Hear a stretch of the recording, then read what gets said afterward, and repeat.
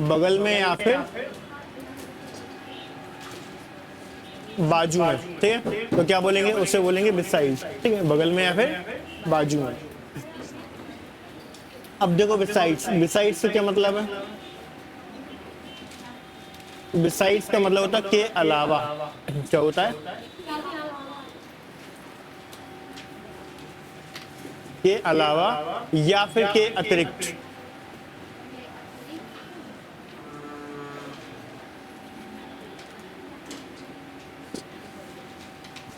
के अलावा या फिर के अतिरिक्त,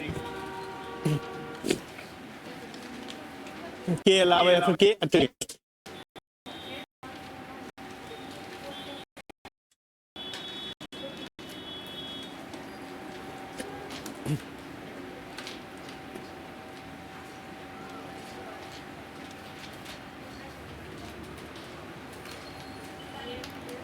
बताएं के अलावा या के अतिरिक्त। तो जैसे अब एग्जाम्पल की बात करते हैं, एग्जाम्पल्स में किस टाइप के होते हैं उनको भी समझो। भाई जैसे मान लो कि हमने यहाँ पर बोला कि he lives beside the lake, तो वो कहाँ रहता है, ही लिव्स, एक काम करो बिसाइड और बिसाइड्स डीबी मॉल, कहाँ रहता है वो, तो क्या लगाऊं, बिसाइड या बिसाइड्स, बिसाइड आएगा ना, हाँ। तो वो कहाँ रहता है, डीबी मॉल के बगल में। तो करेक्ट आंसर क्या हो जाएगा, बिसाइड। बिसाइड मीन्स बगल में या फिर बाजू में, ठीक है। सेम एज, भाई जैसे मान लो हमने यहाँ पर बोला सी सिट्स बिसाइड्स यू, ये बिसाइड यू क्या आएगा, हाँ। जैसे अगर मैंने बोला you sit beside the window, कहाँ बैठती हो तुम, विंडो के बगल में, ठीक है। ऐसे ही बोलेंगे ना, you sit beside the window, है कि नहीं, तो विंडो के बगल में, ठीक है, ऐसा रहेगा। अब देखो भाई जैसे मान लो मैंने बोला I can speak English beside और बिसाइड्स हिंदी, तो क्या आएगा, बिसाइड की बिसाइड्स, बिसाइड्स आएगा, ठीक है, कि मैं हिंदी के अलावा इंग्लिश भी बोल सकता हूँ, ठीक है। और देखो भाई जैसे मान लो हमने अब लिखा he owns a car besides a bike, लिख लो, मतलब उसके पास बाइक के अलावा क्या है, कार भी है, ठीक, लिख लो।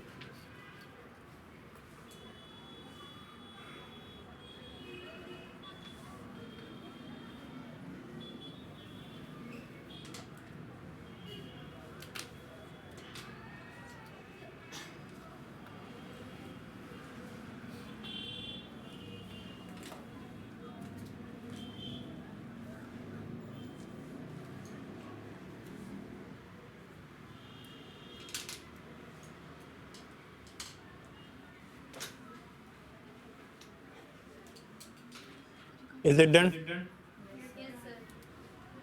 You okay beside besides? फिर हम आगे बढ़े।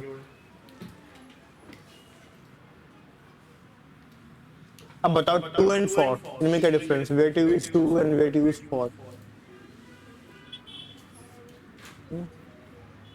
2 and 4 बोलो, लिख लिया सबने बेटा है। अब बताओ एक होता है 2 और एक होता है 4, इसको बताना। सबसे पहले हम लोग यहाँ पे डिस्कस करते हैं 2 को समझते हैं। तो कहाँ कहाँ पे यूज करते हैं जानते हैं आप लोग,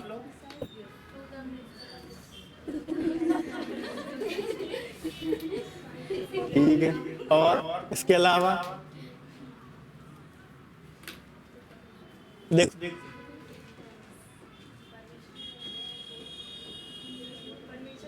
टू एड्रेस समवन, अगर मैं किसी को एड्रेस करना चाहता हूं तो भी मैं क्या यूज करूंगा, टू, जैसे तुमने बोला टू द प्रिंसिपल, है ना। ये एप्लीकेशन लिखते हैं किसको लिखते हैं, हालांकि आजकल टू नहीं लगता, बहुत समय से हटा है, अब नहीं लिखते, अब मार्क्स कट जाता उसमें लिख के आओगे, ठीक है। अब सीधे लिखते हैं द प्रिंसिपल, किसी को भी लेटर लिखते हो फॉर्मल लेटर तो उसमें टू नहीं लगता, ठीक है। हाँ, सीधा डायरेक्ट लिखते हैं, ठीक है। तो आएगा समझ में, to address someone we use preposition to, ठीक है। हाँ, नेक्स्ट, तो देखो, टू डिनोट डेस्टिनेशन, अगर मैं डेस्टिनेशन बताऊंगा तो भी क्या लाऊंगा, टू डिनोट डेस्टिनेशन।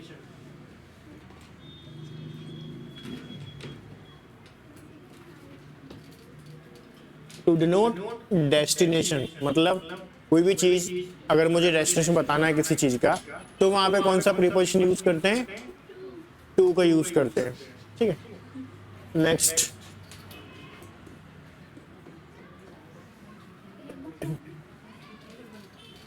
अब देखो, जैसे कुछ वर्ड होते हैं उनमें भी क्या लगाते हैं, टू, जैसे with following verb, with following verbs, ठीक है भाई। जैसे मान लो अगर मैं यहाँ पे लिखता हूँ कहीं पे, ऑर्डर, कमांड,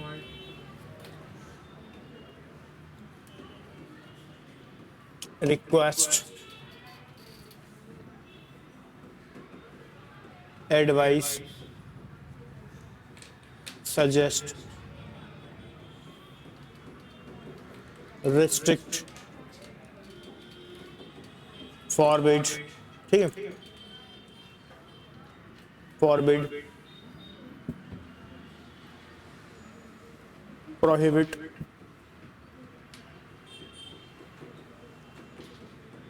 प्रोहिबिट, तो ये वर्ड अगर कहीं लिखे हैं तो इनके बाद अब क्या लगाना होता है, to plus V1, what happen to, तुम खुद बीमार रहोगे तुम इलाज कैसे करोगे लोगों का,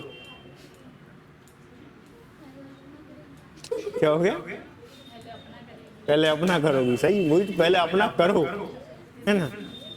इज इट क्लियर, नहीं तो पता चले कोई बोले, पैसे बोले नर्स को बोला, बोले नर्स खुद बीमार बोले उसे खुद इंजेक्शन की जरूरत है क्या हो गया,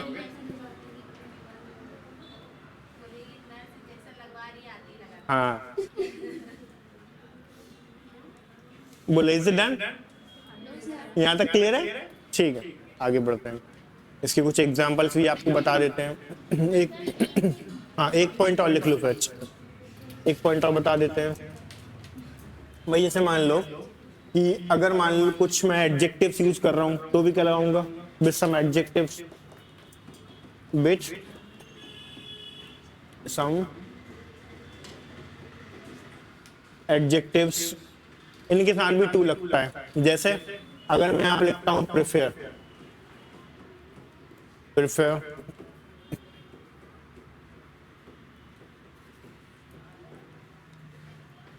प्रेफरेबल,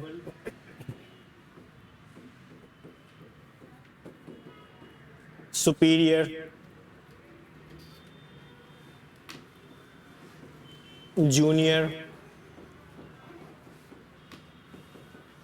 पोस्टेरियर, इन्फेरियर, ठीक है, prior, junior, posterior, inferior, prior, ठीक है। इन सब में भी क्या लगता है, टू, ठीक है। एल्डर, ठीक है, लेटर,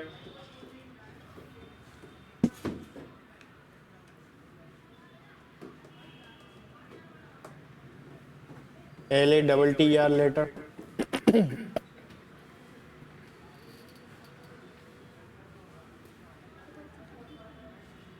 एक फिफ्थ पॉइंट भी लिख दे रहा हूँ।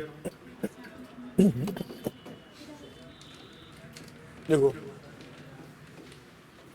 2 is followed by 2,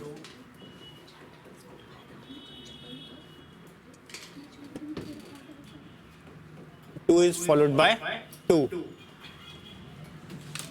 2 is followed by 2, तो 2 के साथ क्या लगता है? TW2, 2 के साथ 2 लगता है।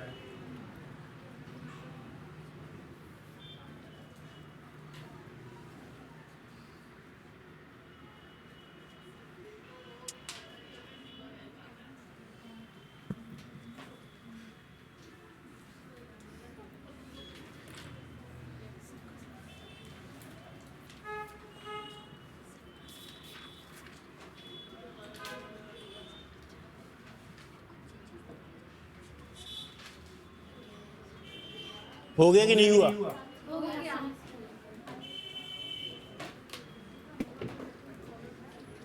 एग्जाम्पल देखते हैं कुछ। जैसे हमने बोला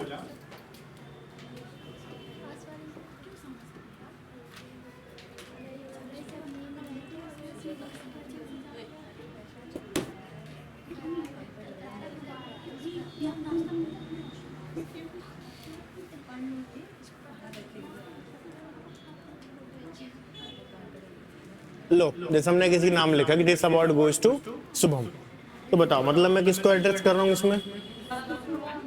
सिंपल। और एग्जांपल देखो, और जैसे मान लो हमने यहाँ पे लिखा सी वेंट टू दिल्ली, बताओ कहाँ गई वो दिल्ली गई, ठीक है। तो ये क्या है? उसका डेस्टिनेशन था, तो डेस्टिनेशन बताने के लिए क्या लगाते हैं? 2, ठीक है। जैसे मैंने बोला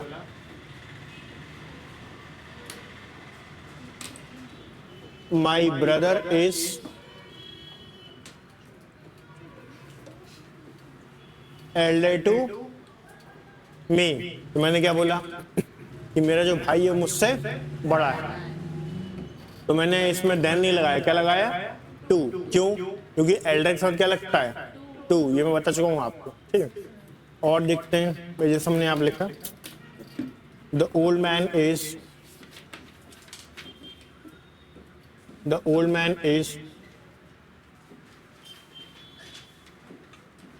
टू वीक टू वॉक, तो ओल्ड मैन है वो कैसा है? वॉक करने में बहुत कमजोर। तो आप ही बताओ, यहां पर मैंने 2 लगाया था, तो 2 के साथ क्या लगा दिए थे? 2 के साथ 2 लगा दिया। बोलो क्लियर है? ठीक है। और कुछ बचा? और देखते हैं भाई, जैसे हमने आप लिखा द ऑफिसर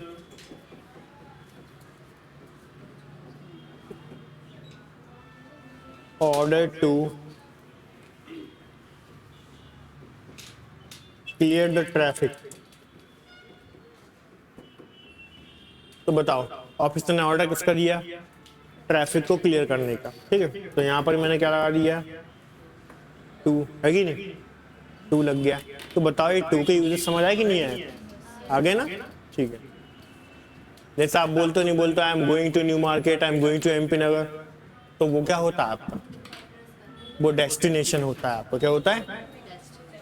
वो डेस्टिनेशन होता है। हाँ, भोजपाल मेला। क्या मिलता है उसमें?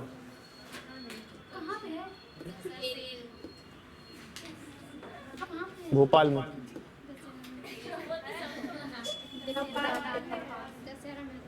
ये वाला वो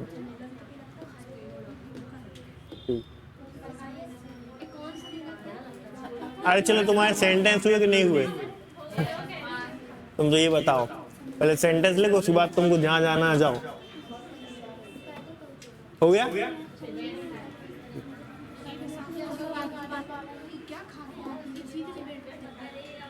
अरे चलो, ये हुआ? तुमको 2 समझ आ गया? 2 कहाँ भी यूज करेंगे?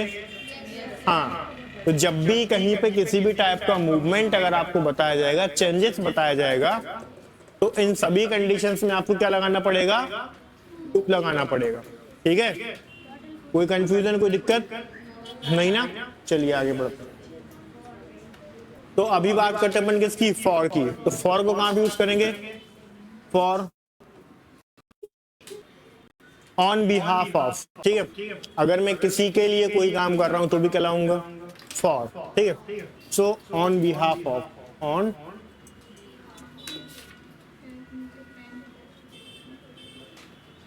बिहाफ ऑफ के लिए क्या हो जाएगा, ऑन बिहाफ ऑफ मतलब के लिए। ठीक है, तो क्या लगा देंगे इसमें, फॉर लगा देंगे।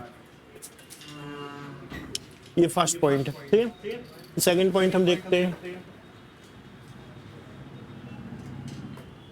For the period of time, to denote period of time, तो क्या लगाएंगे, फॉर।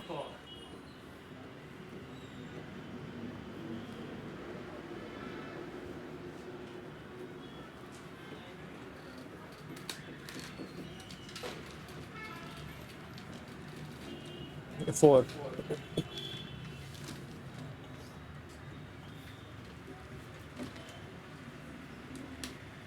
डन। अब कुछ एग्जांपल दें भाई, जैसे मान लो हमने आप लिखा we come here for studying. बताओ हम लोग यहाँ क्यों आते हैं, पढ़ने आते हैं। ठीक है, तो बताओ हमारा पर्पस क्या है, उद्देश्य क्या है, पढ़ना। तो किस बिहाफ पे आ रहे हैं, पढ़ने के लिए। ठीक है, तो क्या लगा दिया यहाँ पे, फॉर लगा दिया। तो समझ आ रही बात? ठीक है, और देख लेते हैं।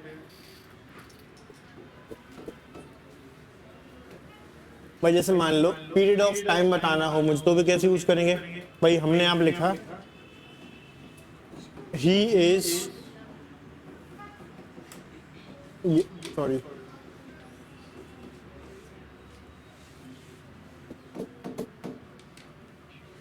he has been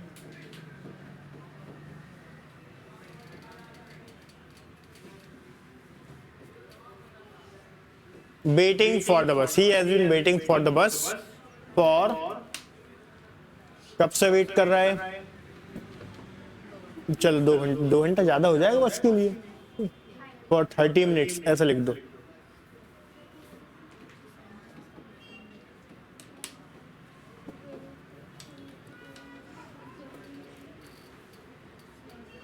नहीं समझ आया, तो कब से वेट कर रहा है, 30 मिनट से। ठीक है, और एग्जाम्पल देखो भाई, हमने आप लिखा सी इज आस्किंग फॉर 40 रुपीज। बताओ कितना पैसा मांग रही है, 40 रुपए। ठीक है, ये मेला जाएगी। हाँ?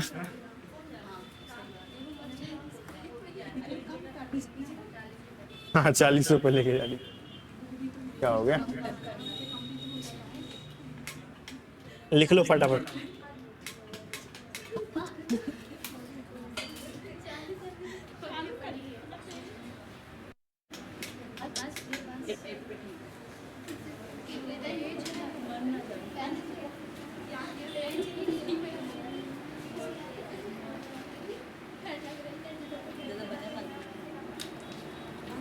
हो गया, तो फिर आगे बढ़ूं मैं।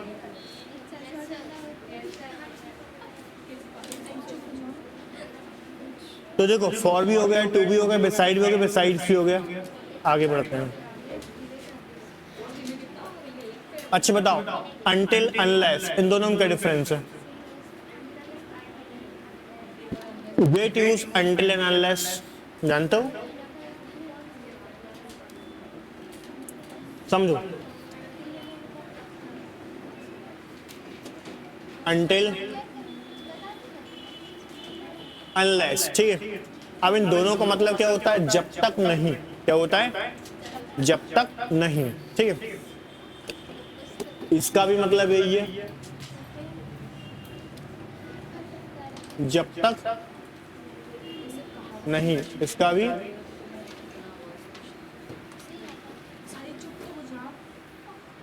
जब तक नहीं। अब दोनों में फिर डिफरेंस क्या होगा, दोनों में डिफरेंस ये है कि ये किसके यूज होता है, यूज फॉर टाइम, मतलब समय, यूज फॉर कंडीशन, ठीक है। अगर कोई शर्त होगी, कंडीशन होगी तो क्या लगेगा, अगर कोई समय होगा तो क्या लगेगा, until।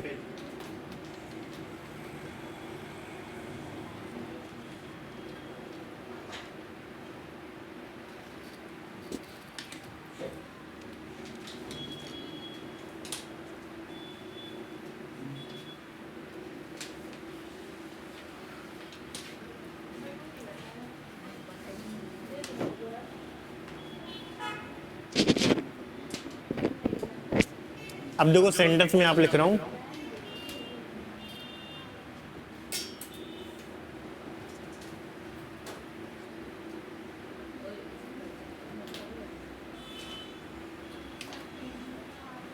I will not leave the class unless 5 o'clock।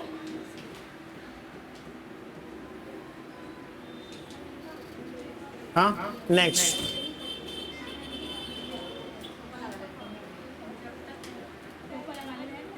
they will not provide you, they will not provide you any help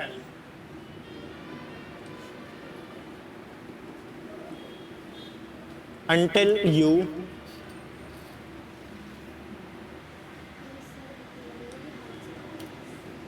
ask for it, until you ask for it। तो दोनों में गलत क्या है, ये दोनों सही, हाँ, अनलेस जगह अंटिल आएगा, अनलेस की जगह अंटिल आएगा, और अनलेस जगह अंटिल आएगा, क्लियर, और अंटिल जगह अनलेस आएगा। हाँ, अभी क्लियर हो गया, हाँ, रट लो इसको, क्या रटना है, अनलेस आएगा, हाँ ठीक है। हर कहीं नहीं लगाना, नहीं तुम हर कहीं ऐसे ही करो, सेंटेंस भी देखना है, क्योंकि ये सेंटेंस बता रहा है समय को, किसको बता रहा है, समय को। समय की जब बात होगी तो अनलेस आएगा, अंटिल आएगा, तो यहाँ पे अनलेस गलत है, क्या लगा दो, अनलेस, जब तक 5 नहीं बजते। अरे यार छोड़ो, हाँ अंटिल, अंटिल बोला ना मैंने, अंटिल 5 नहीं 6, तो जब तक 6 नहीं बजते मैं नहीं छोड़ूंगा। हाँ तो सुनो, अरे सेंटेंस देखो तुम, तो क्या आ गया, अंटिल, ठीक है। इधर क्या है, अब बताओ, मतलब जब तक आप मदद नहीं मांगोगे कोई आपकी मदद कैसे करेगा, है कि नहीं, तो कंडीशन है कि नहीं, कंडीशन क्या, कोई हमारी मदद तभी करेगा जब हम उससे मदद मांगेंगे, ठीक है। सो क्या होना चाहिए फिर, ये इट शुड बी किधर गया, ये अनलेस, ठीक है, छाप लो। कोई दिक्कत हो तो पूछो, नहीं है, बढ़िया, हमें कोई दिक्कत ही नहीं होती।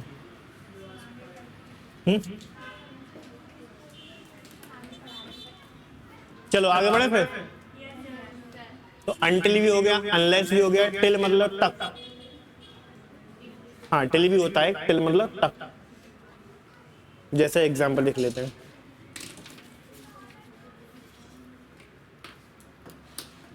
देखो नेक्स्ट क्या हमारे पास, टिल, तो टिल मतलब क्या होता है, तक। जैसे हमने आप लिखा, वी विल कंटिन्यू, यहाँ पे कीप भी लिख देना, we will keep continue this class करेंगे बाय 6 o'clock।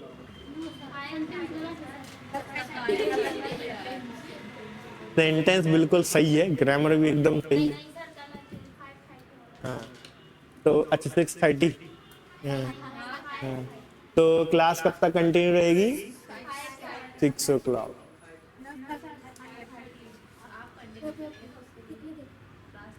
वो तो 8 बजे तक चलती है, वो 8 तक चलती है।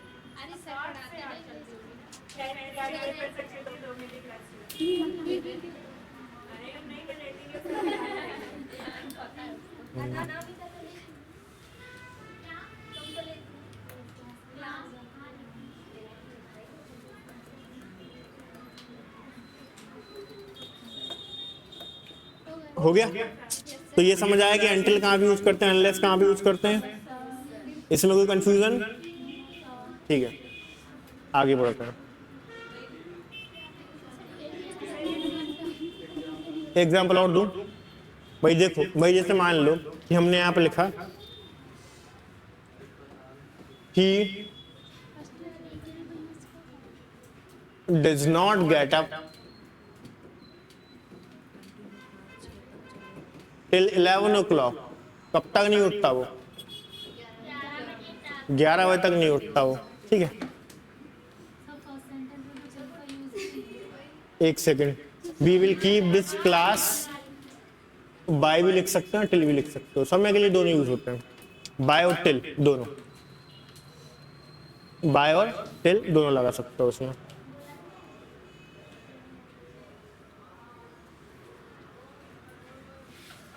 दोनों समय के यूज होते हैं। ठीक है, लिख लो।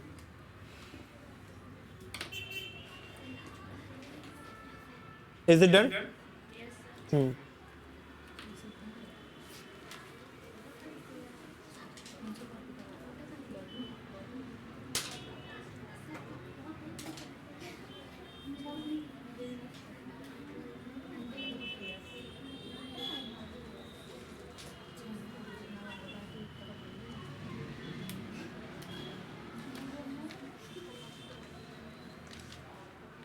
हो गया कि नहीं हुआ?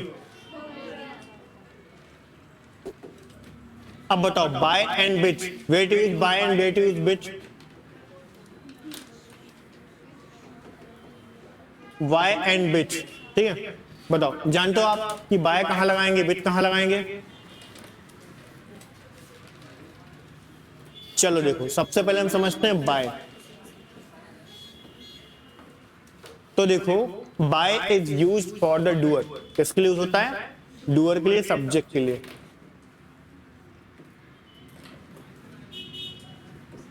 Is used for the doer, और वी कैन से सब्जेक्ट। तो जो भी हमारा डूअर है, जो भी हमारा सब्जेक्ट है, उसके लिए हम लोग इसे यूज करेंगे। ठीक है, जैसे एक एग्जांपल से भी समझ लो। हमने यहां पर बोला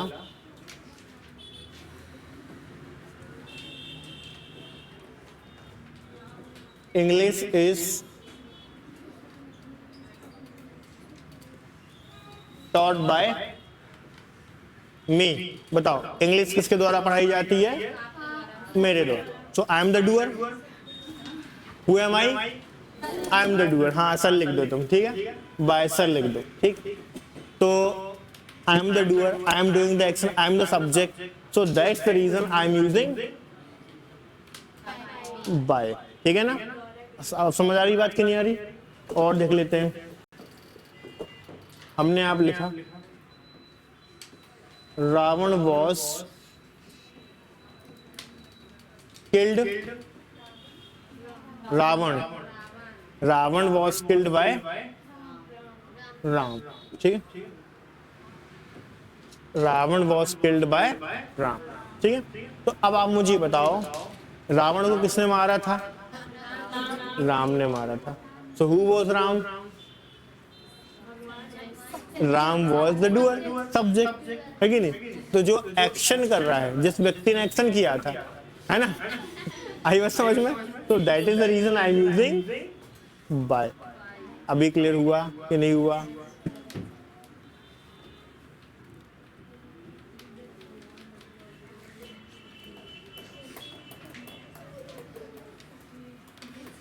बोलो क्लियर है? हाँ, और एग्जांपल दो।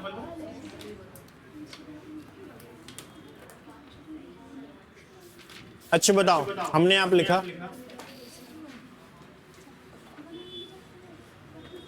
Food is cooked by mother. तो बताओ खाना कौन बनाता है? मदर, ठीक है। तो मदर कौन होगी? Subject, the one who is doing the action, ठीक है। बोलो क्लियर है? लिख लो।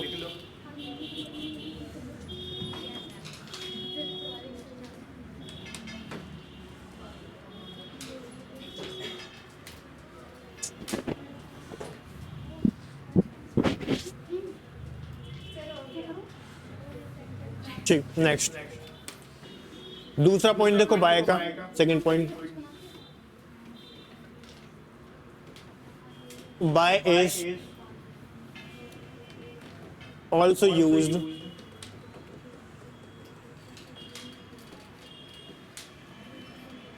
with the means of transportation।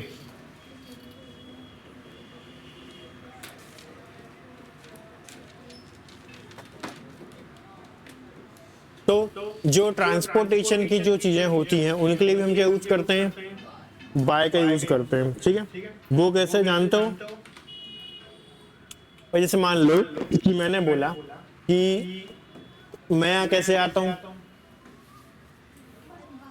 हाँ, तो ऐसे बोलूंगा ना, I come here by bike. और पैरों से आता हूं तो क्या लिखूंगा? बाय फीट, बाय लेग नहीं, बाय फीट, ठीक है। हाँ, तो I come here by leg, by feet नहीं होगा, बाय फीट होगा, बाय कार होगा, बाय बाइक होगा। जैसे आता हो वो सब में लगा दो बाय, ठीक है, जिस चीज से आता हो।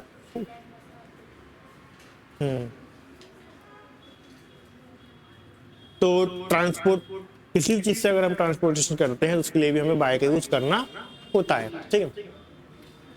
और एग्जाम्पल देख लेते हैं।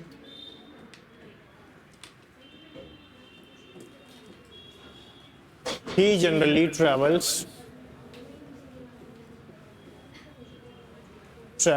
by air, ठीक है,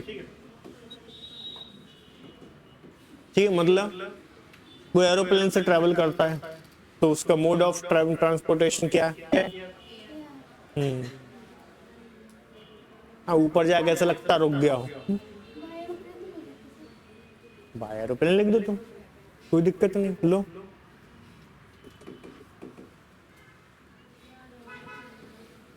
बाय एरोप्लेन जो रनवे से उठता है तो 360 370 का राउंड स्पीड होती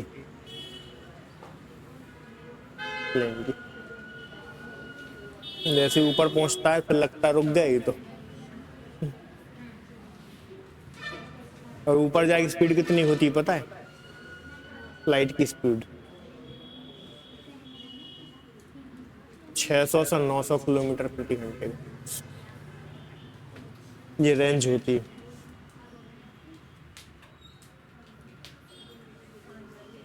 हाँ चलो, हो गया कि नहीं वो? और बताएं।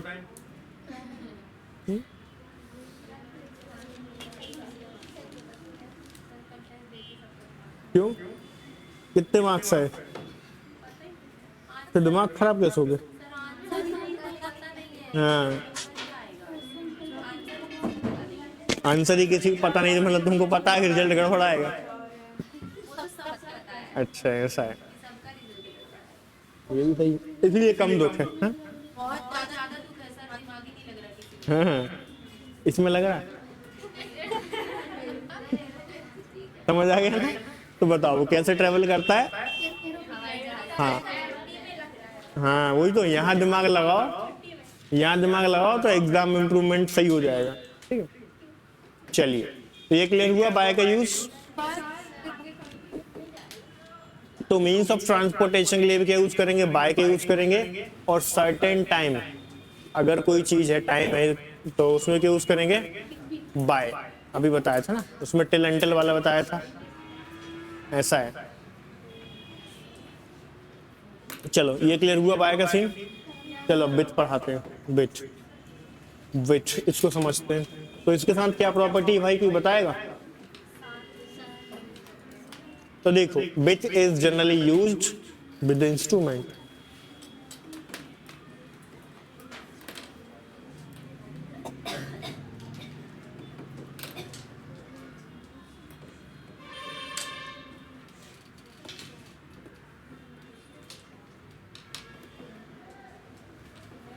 With an instrument.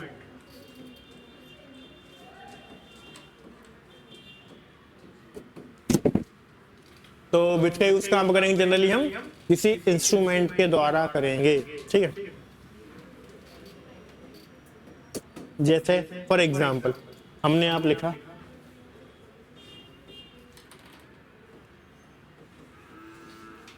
C killed him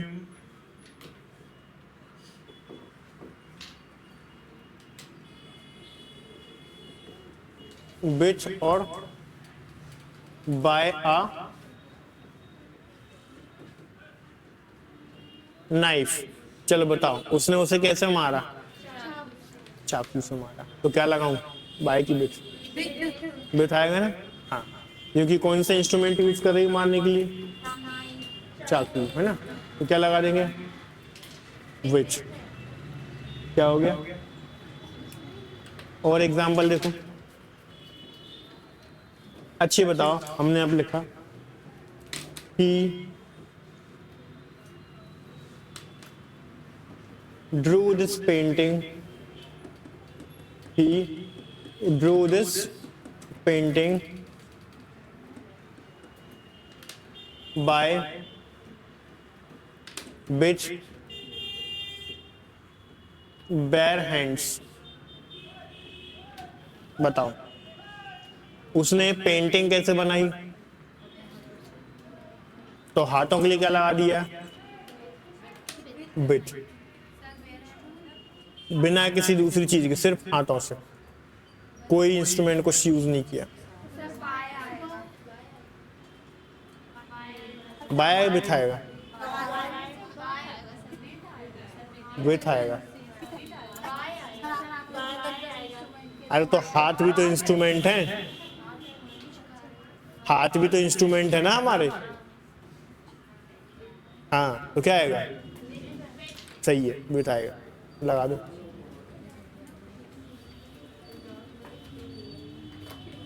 बोलो डन, आगे बढ़े। चलो नेक्स्ट देखते हैं, इसका यूज हम कहां पर करेंगे। अरे कहां, देखो तो देखो it is also use with human being. ठीक है,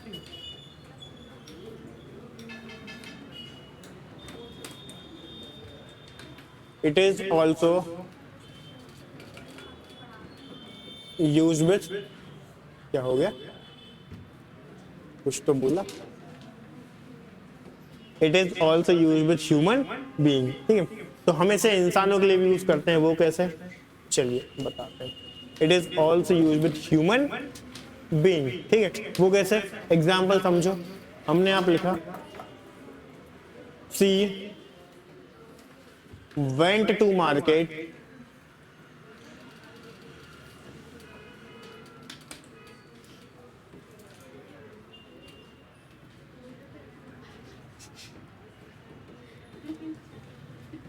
विथ अ फ्रेंड। बताओ मार्केट कैसे गई वो, हाँ तो क्या लगाया इसमें, विथ यूज किया है। ठीक है, तो जरूरी नहीं कि सिर्फ इंस्ट्रूमेंट के साथ यूज करें, इंसानों के साथ भी यूज कर सकते हैं। ठीक है, और एग्जाम्पल देख लेते हैं।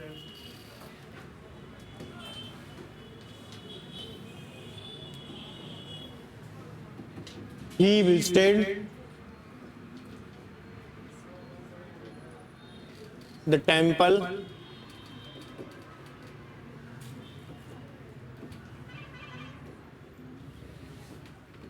मदर।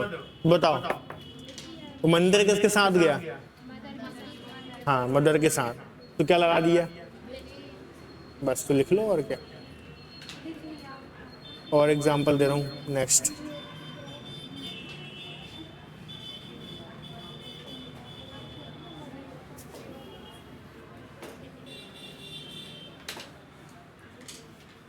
अभी तो 4:07 ही हुआ है।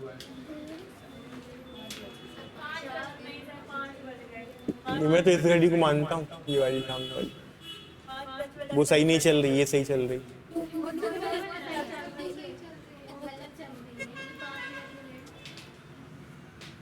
मेरा समय ही खराब चल रहा है। चलो बताओ, हुआ कि नहीं हुआ? हो गया ना? चलिए, तो नेक्स्ट प्रपोजिशन बताएं। हाँ, नेक्स्ट प्रीपोजिशन देखिए।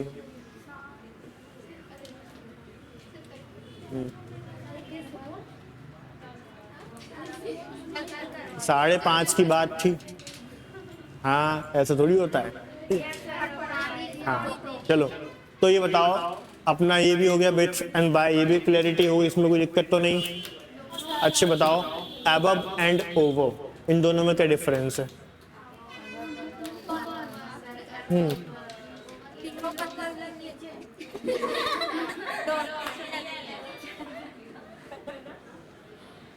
अबव एंड ओवर दोनों का मतलब क्या होता है? Higher then.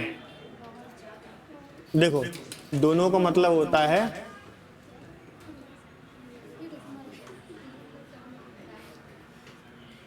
Higher than, mean से ऊपर, ठीक है, किसी भी चीज से ऊपर, तो उससे क्या बोलेंगे? Higher than. अब वन बाय वन डिस्कस करेंगे हम लोग इसको, समझते हैं। चलिए समझते हैं, बताएं।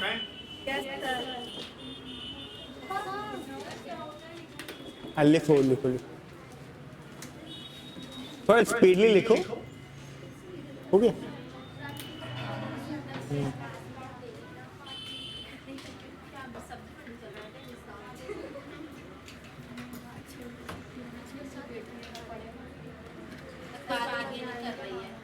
क्या है जी?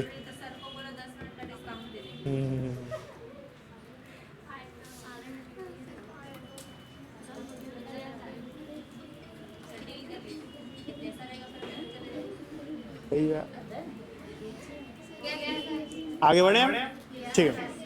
अब देखो फटाफट, एक तरफ मैं लिखता हूं अबव और एक तरफ लिखता हूं मैं ओवर।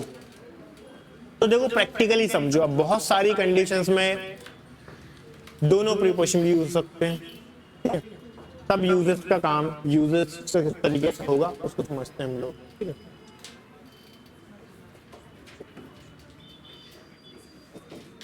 देखो, अबव जो है ये बताता है हाइट को, किसको बताता है? हाँ, डिनोट्स हाइट। इट डिनोट्स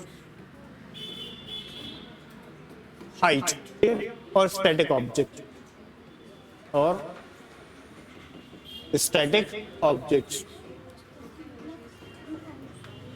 जैसे अभी बताओ, मैंने बोला कोई चीज ऊपर है और कैसी है? स्टैटिक है, इमोबाइल है, मतलब जो मूव नहीं हो रही, तो क्या लगा देंगे? अब जैसे मैंने यहां पे बोला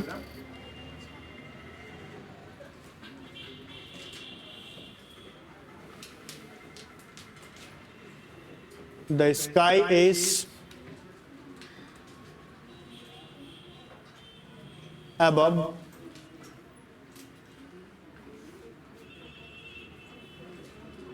द अर्थ। तो बताओ, ये जो स्काई है वो क्या है? अर्थ के ऊपर है कि नहीं? अर्थ के ऊपर है। तो क्या वो कभी गायब होता है क्या?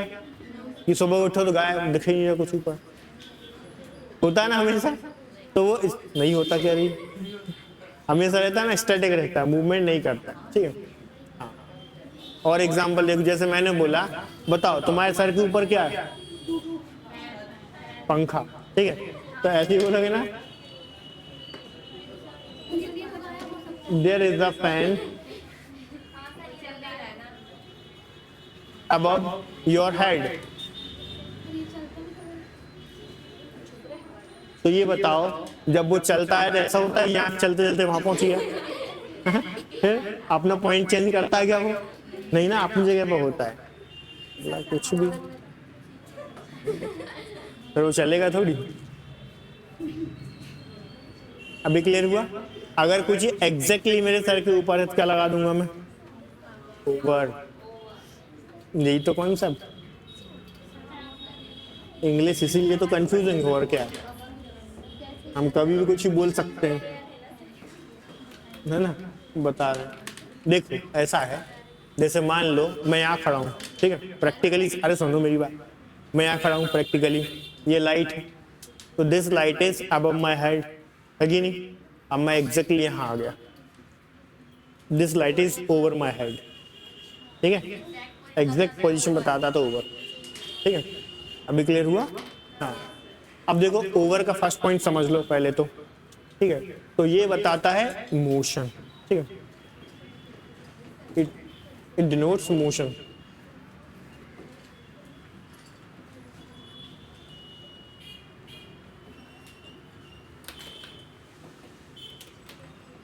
मोशन गति को बताया गया है, ठीक है, जैसे कुछ ऊपर है और मोशन में है तो क्या लगा देंगे? वो जैसे फॉर एग्जाम्पल हमने आप लिखा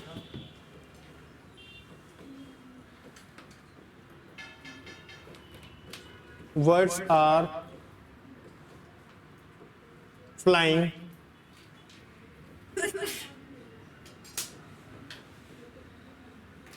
ओवर द लेक, बताओ पक्षी कहाँ उड़ रहे हैं? तालाब के ऊपर, ठीक है, तो ये बताओ वो उड़ते हुए चले जाते हैं, हवा में अटक थोड़ी जाते हैं, है ना, उड़ते हुए चले जा रहे, क्या लगा दिया? ओवर लगा दिया, ठीक है।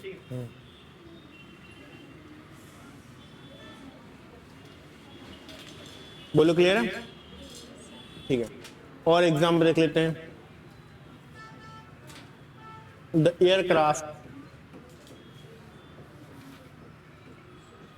Aircraft is hovering over the building.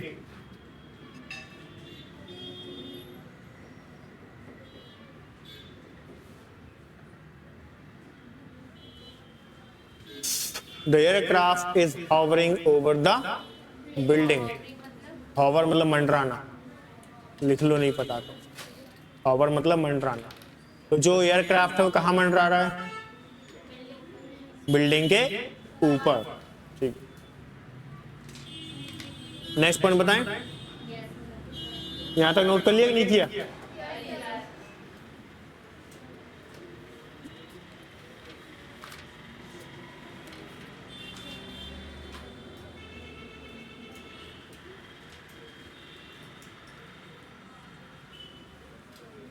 Done.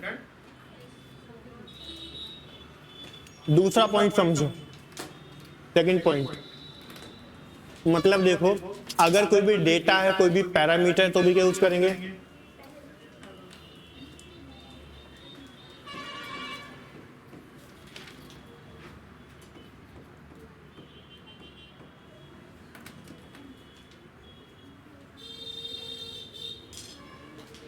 To denote any data parameter,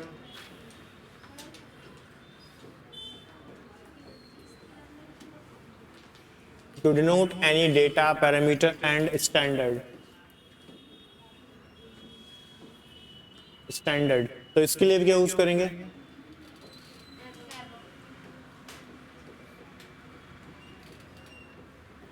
to cover up something, अगर मैं किसी चीज कवर करना चाहता हूँ, ढकना चाहता हूँ, तो भी क्या लगाएंगे? ओवर। देखो example, to denote any data और पैरामीटर, जैसे मान लो कि मैंने बोला अच्छा बताओ आप जो न्यूज वगैरह देखते हो, तो कोई भी डेटा वगैरह बताते हैं तो उसमें क्या आप बताते ओवर बताते हैं, ऐसे ही बोलते ना। जैसे हमने बोला the river is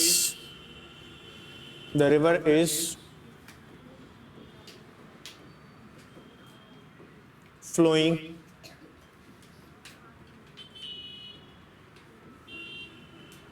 above the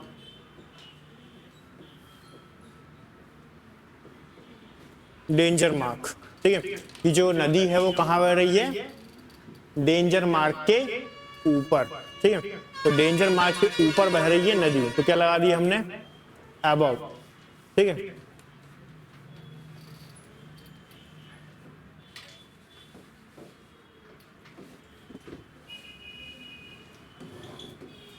जैसे मैंने यहाँ पे लिखा, देखो most of the people are living, most of the people are living above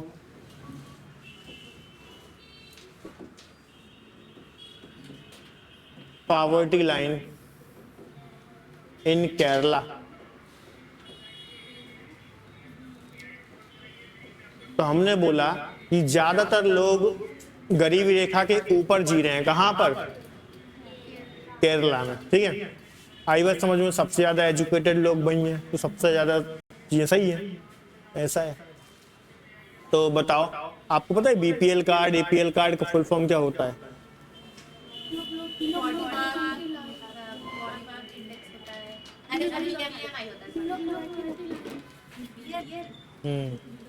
हाँ, बिलो पॉवर्टी लाइन। वो जो पीला कार्ड होता है वही होता है ना बिलो पॉवर्टी लाइन? नहीं, पीला नीला होता है। कौन सा होता है? बीपीएल। एलओ तो एपीएल होता है। अब पॉवर्टी लाइन नहीं, वो वाइट होता है, वाइट होता है।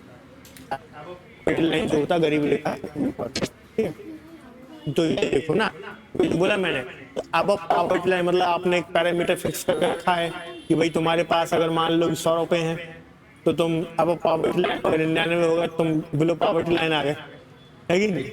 तो भाई अगर तुम्हारे पास 100 रुपए हैं तो बोले मैं अमीर हूँ आज, ठीक है, गरीबी से ऊपर हूँ। ठीक है, और जब कम हो गया पैसे तो गरीबी से नीचे हो गए, है कि नहीं, गरीबी रेखा के नीचे आ गए। वही वाला सिस्टम, सैलरी आती तो अब पॉवर्टी लाइन खत्म हो जाती तो बिलो पॉवर्टी लाइन, ऐसा है। बोलो क्लियर है? तो कोई भी पैरामीटर होगा तो अब लगेगा। अब देखो, किसी भी चीज को अगर मैं ढकना चाहता हूँ, कवर करना चाहता हूँ, तो भी क्या लाऊंगा मैं, वो। ठीक है भाई, जैसे मैंने बोला he puts a cloth, ये ऐसा लिखो,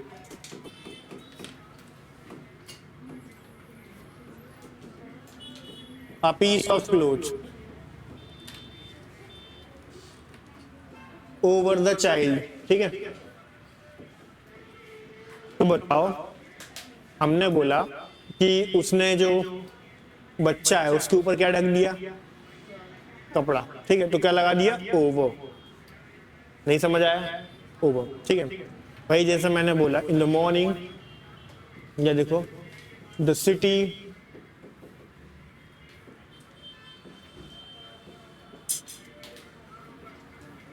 वॉज कवर्ड, या ऐसा लिख सकते हो, थोड़ा चेंज करेंगे, there was heavy fog, there was heavy fog, क्या हुआ,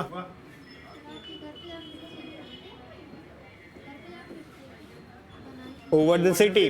तो बताओ शहर के ऊपर क्या था, फॉग। फॉग, फॉग मतलब कोहरा। हाँ, कोहरा, हाँ, धुआं, स्मोक होता है। तो बताओ जो सिटी थी वो किससे कवर्ड थी, कोहरे से कवर्ड थी। बोलो क्लियर है? छाप लो, छप गया। नेक्स्ट पॉइंट, अभी बहुत टाइम है, अभी टाइम है, रुको जरा, एक पॉइंट और। 5:30 बोला था, देखो लो कौन खड़ा।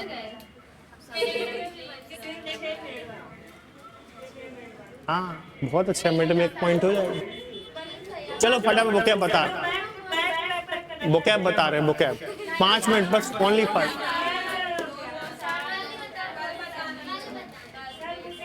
हाँ चलो बैक पैक कर लो, ओरली पूछ लेता हूँ जब तक। अब मुझे पता चले तो मुझे कितना याद। बेटा पढ़ लो यार, पढ़ लो, बहुत जरूरी है। हाँ तो 5 मिनट पहले जाके मैं क्या कर लोगे।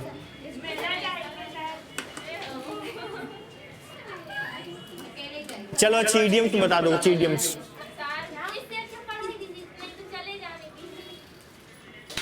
बताओ। ब्लैक एंड व्हाइट क्या होता है?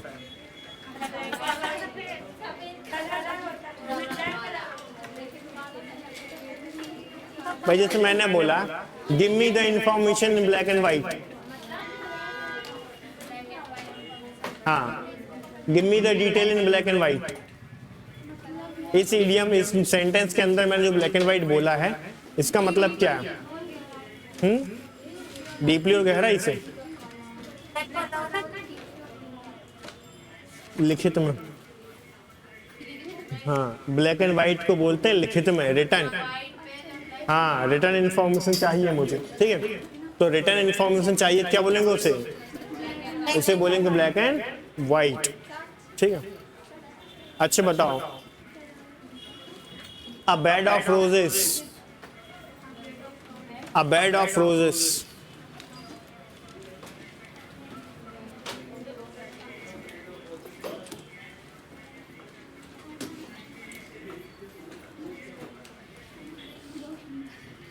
बताएं। सो जैसे एक एग्जांपल दे रहे हैं तो बताना, जैसे the post of the prime minister is not a bed of roses. बुरा नहीं है।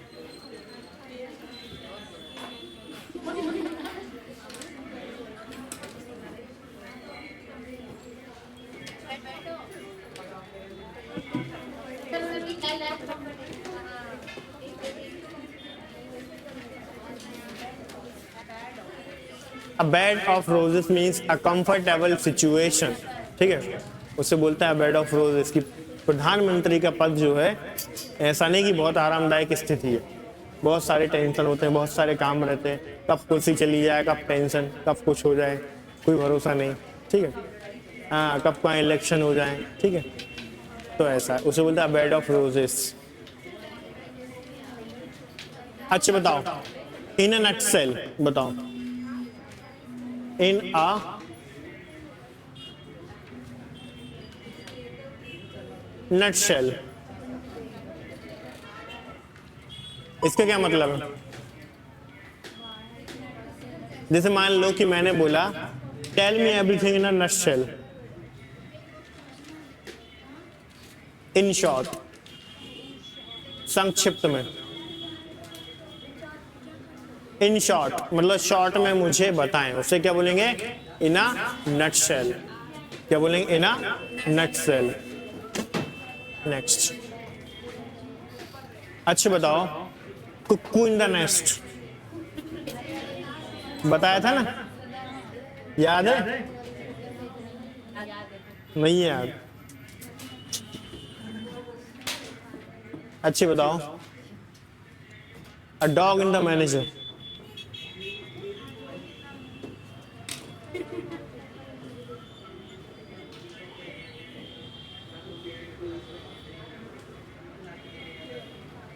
अ डॉग इन द मैनेजर जानते हो क्या होता है?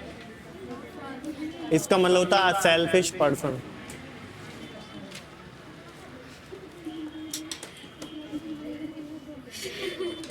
क्या हो गया? हाँ किसी को समझ ही नहीं आया, बोले you are a dog in the manager. बोले इसका मतलब क्या होता है? बोले घर पर जाकर सर्च कर लेना, है ना, लड़ाई नहीं होगी। है ना, क्या बोलेंगे, अ डॉग इन द मैनेजर। अच्छा बताओ, एन ईगल आई, ये एन ईविल आई का क्या मतलब होता है? एन ईविल आई, एन ईविल आई मतलब बुरी नजर, एन ईविल आई मतलब बुरी नजर, ठीक है। So if I am taking your 5 minutes, so you guys are looking me with an eagle eye, evil eye, ठीक है। तो कैसे देख रहे हो सब लोग मुझे, स्पेशली सी आ रही है समझ में? कहाँ हुए, अभी 2-3 मिनट बचे हैं। चलो यार जाओ, जाओ जियो अपनी जिंदगी, जाओ खुश रहो। और कुछ पूछना और बता दो।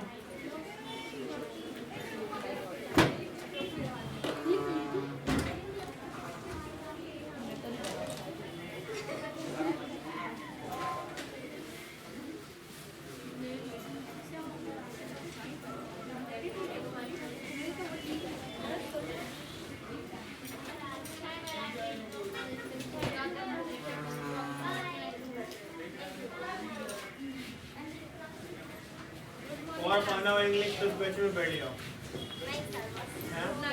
कैसे आज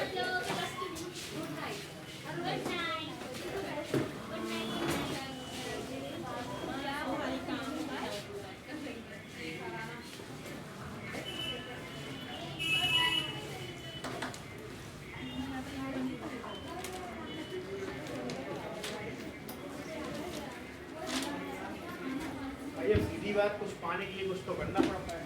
हम भी सुबह 7 बजे से निकलते हैं।